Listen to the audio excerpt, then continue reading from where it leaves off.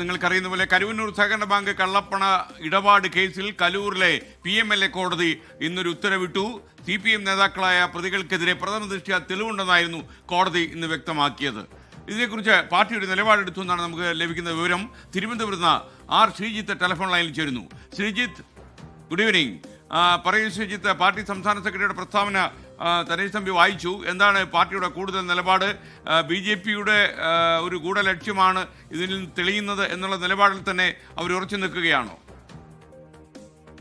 SKN CPM Karuvannur ED കേസുമായി ബന്ധപ്പെട്ട് നിയമപരമായും രാഷ്ട്രീയമായും നേരിടാനുള്ള തീരുമാനമാണ് എടുത്തിരിക്കുന്നത്. അത് വ്യക്തമാക്കിക്കൊണ്ടുള്ള പ്രസ്താവനയാണ് ഇപ്പോൾ സംസ്ഥാന സെക്രട്ടേറിയറ്റ് പുറത്തിറക്കിയിരിക്കുന്നത്.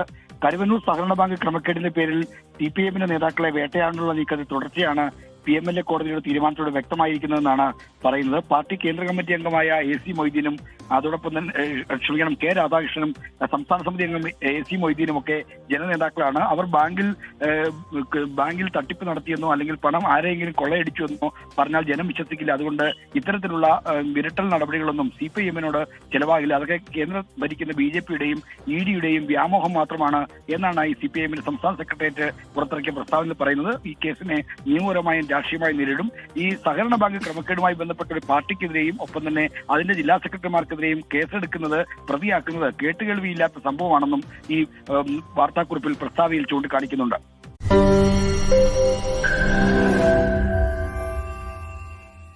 ലോകത്തെവിടെയായാലും ഏത് സമയത്തും 24 വാർത്തകളും ഓഗ്മെന്റഡ് റിയാലിറ്റി പാക്കേജുകളും എക്സ്പ്ലെയിനറുകളും വിശദമായി കാണാൻ ഞങ്ങളുടെ YouTube ചാനൽ നിങ്ങൾക്ക് സബ്സ്ക്രൈബ് ചെയ്യാം.